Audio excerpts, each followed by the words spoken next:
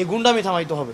মাইলস্টোনে যে বিমানটা পড়ছিল এটা মাইলস্টোনে না পড়ে এটা সচিবালয়ে পড়া উচিত ছিল। 201 নম্বর রুম থেকে 202 নম্বর রুমে তারা চিঠি পাঠায় এবং এই চিঠিটা প্রথমে যায় হচ্ছে আপনার জিপিইউতে যায়, মানে 201 থেকে 201 নম্বরে একটা রিকোয়েজিশন দিবে, ধরেন ডাস্ট কিনবে, ময়লার ঝুড়ি কিনবে, তখন এটা চিঠি পাঠাবে, চিঠি যাবে জিপিইউতে, জিপিইউ থেকে এটা অ্যাপ্রুভড হয়ে আবার 202 নাম্বার আসবে, 202 নাম্বার আবার এটা জিপিইউতে পাঠাবে, জিপিইউ আবার 201 নম্বরে পাঠাবে। অথচ তাদের সাথে তাদের চা খাইতেও দেখা হচ্ছে, মন্ত্রণালয়ে বাদাম এবং ফ্রুটস খাইতেও তাদের দেখা হচ্ছে, নিয়মিত তাদের কথা হচ্ছে, সোশ্যাল এনগেজমেন্ট হচ্ছে, তারা একসাথে মিলে ব্যবসাপাতিও করতেছে, তারা একসাথে মিলে পার্সেন্টেজ ভাগাভাগিও করতেছে, সবই করতেছে।